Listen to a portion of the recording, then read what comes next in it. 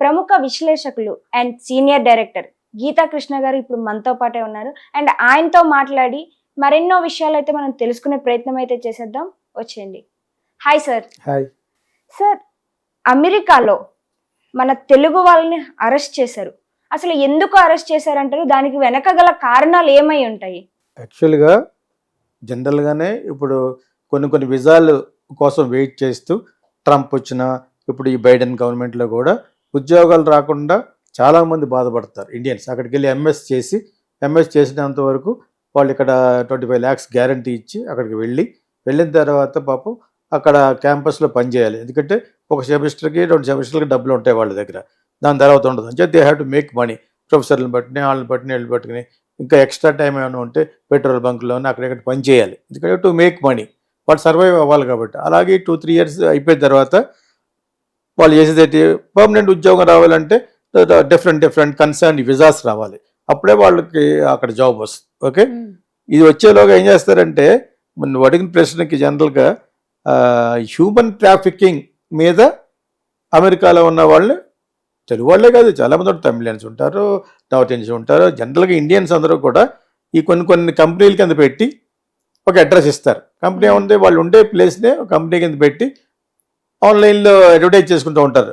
మీకు ఎవరికైనా ఉద్యోగాలు కావాలంటే యూ కాంటాక్ట్ అస్ అని చెప్పేసి. అలాంటి వాళ్ళు చాలామంది ఉంటారు. So what they will apply to different people. మా దగ్గర ఇంతమంది ఉద్యోగాలు వచ్చినాయి చెప్పేసి వాళ్ళు యాక్చువల్గా ఎంప్లాయ్మెంట్ ప్రొవైడర్స్. ఇక్కడ ఎటువంటి మీనింగ్ వస్తుందంటే మన టీవీ నైన్లో ఎక్కడ ఆ హెడ్డింగ్ అయి పెట్టి వెట్టి చాకరీ అని పెట్టారు. వెట్టి చాకరీ ఏం కాదు అది.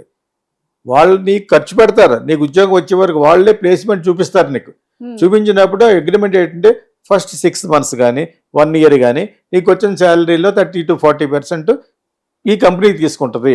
ఆ ఉద్దేశంతో ఇప్పుడు నీ దగ్గర డబ్బులు లేవు కాబట్టి నీకు ఫుడ్ అకామిడేషన్ ఇస్తామని చెప్పేసి ఒక ఇంట్లో 2 bedroom 3 bedroom దాంట్లో 10 మంది 20 మంది ఉంటారు. ఇది యాక్చువల్ ఫ్యాక్ట్. వాళ్ళు ఇచ్చిన పిక్చర్ ఈ టీవీ వాళ్ళు వాళ్ళ రేటింగ్ గురించి అండ్ ఆల్సో వ్యూయర్షిప్ గురించి ఏమనిస్తారంటే హ్యూమన్ ట్రాఫికింగ్ అని అనకూడదు ఇక్కడ. It's not human trafficking. అంటే గతంలో జరిగింది ఒక 10 years బ్యాక్.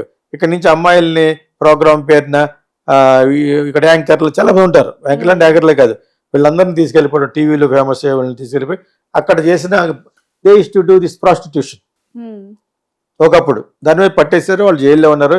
ఎక్కడ ఉంటే ఏదో విధంగా తప్పించుకుంటాడు. అక్కడ కానీ పట్టుబడితే అంతే, నీకు 100 సంవత్సరాలు 70 సంవత్సరాలు వేస్తారు, అందరూ చచ్చిపోతాడు.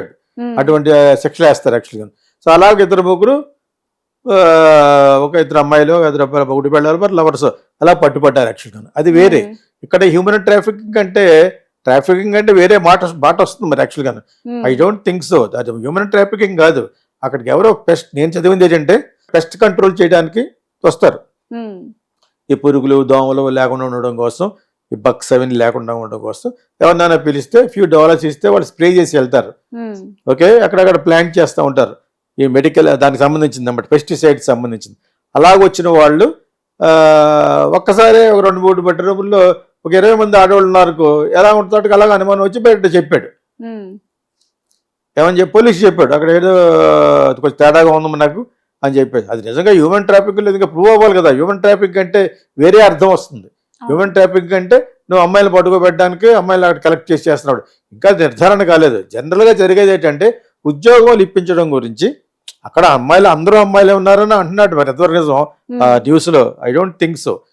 అక్కడ కొంతమంది అమ్మాయిలు ఉన్న చోట అబ్బాయిలు ఉండలేరు. ఇద్దరికి 2 bedroom సరిపోతుంది. సో ఆ కంపెనీ స్పెషలైజ్ ఫర్ గర్ల్స్ అనుకో. ఆ గర్ల్స్ చాలా మంది ఎంఎస్ చేసిన చాలా మంది ఉంటారు ఉద్యోగాల కోసం. అలా కూడా పెట్టుకోవచ్చు కదా.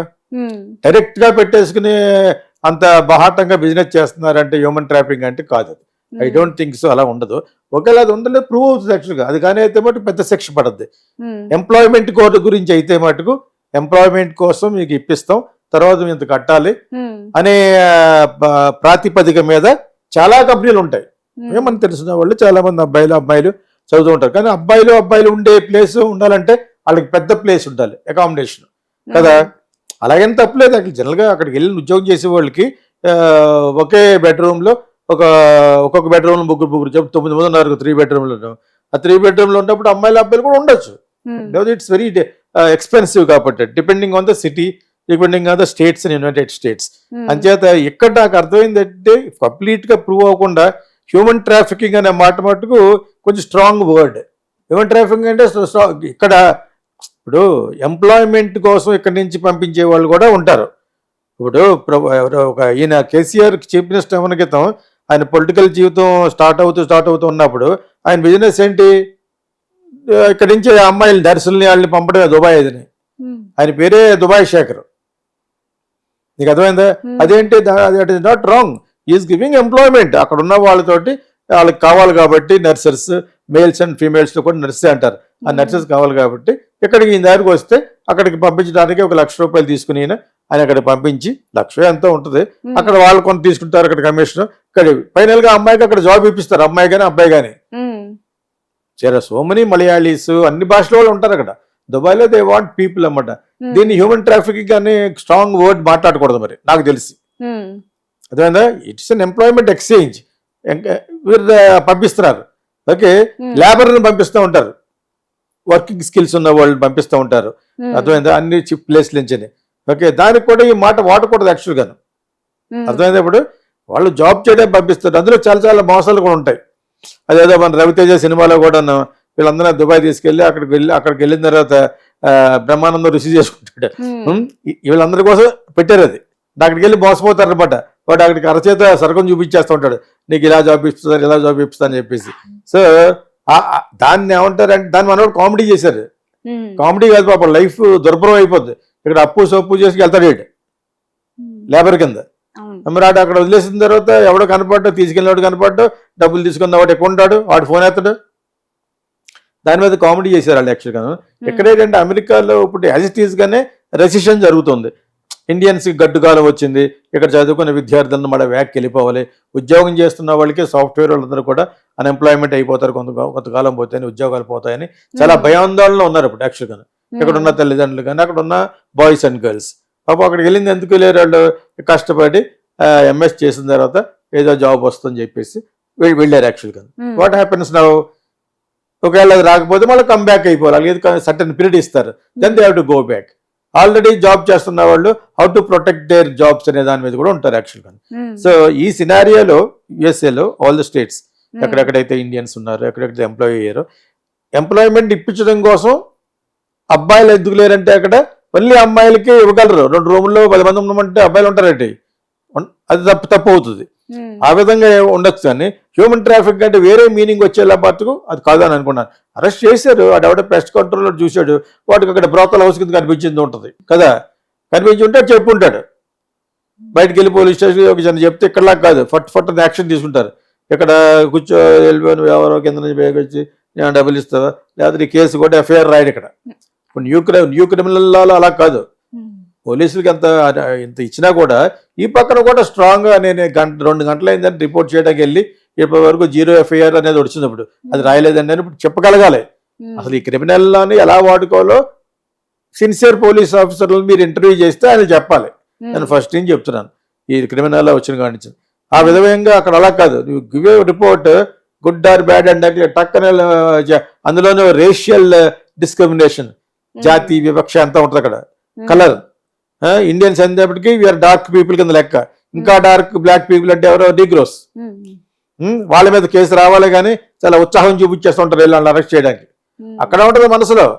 నువ్వు ఎన్ని 100 సంవత్సరాలు అయినా కూడా అమెరికాలో ఈ రేషియల్ డిస్క్రిమినేషన్ పోదు, ఈ కలర్ డిస్క్రిమినేషన్ పోదు. ఇది జగమెరిగిన సత్యం, ప్రపంచ దేశాలు అన్నిటికీ తెలుసు. ఓకే, వాళ్ళు తెల్లగానే సెపరేట్గా పుట్టారు అన్నట్టుగా ఫీల్ అయిపోతారు అనమాట. సో అటువంటి దాంట్లో మన వాళ్ళు ఎంప్లాయ్మెంట్ కోసం పెట్టారా, నిజంగా అమ్మాయిలతో బిజినెస్ చేయడానికి పెట్టారా అనేది తేలాలి. అప్పుడు మనం డిఫరెంట్ తమ్లైన్స్ పెట్టి చెప్పొచ్చు. కానీ ఇటువంటి వాటిలో తప్పు తమ్లైన్ పెట్టకూడదు యాక్చువల్గా. ఏదైనా జరగచ్చు. ఇంకా case has to be finalize, case has to be proved కదా. ఇవన్నీ అయిన తర్వాత నేను అనుకోవడం ఏంటంటే జనరల్గా జస్ట్ అమ్మాయిలను పెట్టుకుని ఈ టైప్ ఆఫ్ కాదు, అది అయ్యి ఉండకూడదని కోరుకుంటాను నేను. అందరూ అమ్మాయిలే కానీ అక్కడ ఉంటే కారణం ఏంటంటే తక్కువ ప్లేస్లో ఎక్కువ మంది ఒక జెండర్ని పెడితే ఉంటారు, ఇద్దరు బాయ్స్ ఆర్ గర్ల్స్. వాళ్ళు వీళ్ళు కలిసి ఉండాలంటే 5 బెడ్రూమ్లు ఉండాలి, అంతే కదా. సో అంచేత ఐ డోంట్ థింక్ సో. మనము పాజిటివే ఏం చేయాలి యాక్చువల్గాను. ఓకే, అది మన న్యూస్లో ఏమాత్రం చిన్న న్యూస్ అంటే వాళ్ళకి న్యూస్ బ్యూరో ఉంటుంది TV9కి పెద్ద పెద్ద ఛానల్స్కి కదా, వాళ్ళు అక్కడ చెప్తారు. దీన్ని తమ్లైన్లు ఒకప్పుడు కొంచెం విచక్షణతో చేసేవారు ఎలక్ట్రానిక్ మీడియా, ఇప్పుడు పోయి. ఎందుకంటే యూట్యూబ్ డామినేట్ చేస్తుంది. మన నేను చెప్పింది ఒకటి మీరు పెట్టేది ఒకటి పెడతా ఉంటారు. దాని తర్వాత మేము ఏం చేయలేం కాబట్టి ఏం చేయగలం, వాళ్ళ స్టోరీ తమ్లైన్ ఎందుకు పెడతారు, వాళ్ళకి సెలబిలిటీ కావాలి, వాళ్ళకి వ్యూయర్షిప్ కావాలి. సో వీళ్ళతో కంపేర్ అయిపోతారు వాళ్ళు. యూట్యూబ్లో ఉండే ఛానల్స్ ఓకే, పెద్దవి ఉన్నాయి, చిన్నవి ఉన్నాయి, మీడియాగా ఉన్నాయి. వాళ్ళు ఆల్రెడీ ఎస్టాబ్లిష్డ్. పెద్ద పెద్ద కంట్రీస్లో కూడా వాళ్ళకి న్యూస్ బ్యూరో ఉంటారు. ఇలాంటి అమ్మాయిలు అబ్బాయిలు అక్కడ ఉన్న వాళ్ళు జాబ్లు ఇస్తూ ఉంటారు. నేను ఎవరికో చెప్తున్నానంటే పెద్ద పెద్ద నేషనల్ టీవీస్, అదేవిధంగా అంత పెద్ద టీవీలే కదా TV9 ఇవన్నీ NTV అన్నీ, even TV5 and all these people అందరూ కూడా they are having some understanding with అక్కడ లోకల్ న్యూస్ యాంకర్స్తో ఉంటారు అనమాట. సో వాళ్ళు ప్రొవైడ్ చేస్తూ ఉంటారు. దీనికి వీళ్ళు ఈ యూట్యూబ్ తో కంపేర్ చేసుకుని దరిద్రమైన తమిళాలు పెడతా ఉంటారు. నేను TV9లో చూసింది దరిద్రంగా తెలియదు కానీ నాకు అందులో ఉన్న తమిళన్ ఏంటంటే వెట్టి చాకరీ. వెట్టి చాకరీ అంటే పోలీస్ స్టేషన్కి వెళ్ళి నన్ను వెట్టి చాకరీ చేయించుకున్నానంటే మన స్విట్జర్లాండ్లో వాళ్ళు ఎవరాళ్ళు హిందూజాస్ని అరెస్ట్ చేసి పెట్టారు బొక్కలో. ఒక అబ్బాయిని తీసుకెళ్లి వెట్టి చాకరీ చేయించుకుంటారు డబ్బులు సరిగ్గా ఇవ్వకుండా. నేను ఆల్రెడీ చెప్పాను మన దాంట్లోనూ. అటువంటివి కూడా పెట్టాలి, అటువంటి ఇగ్నోర్ చేయకూడదు. మీ టీవీలో చెప్తున్నప్పుడు you must also put there. స్విట్జర్లాండ్లో హిందూజా అంటే ఎవరు అంబానీతో సమానంగా, అంబానీ కంటే ఎక్కువ అంత డబ్బున్న వాళ్ళు ఇండియన్స్ అక్కడ ఎక్కడ యూరప్లోను కానీ వేరే కంట్రీస్లో.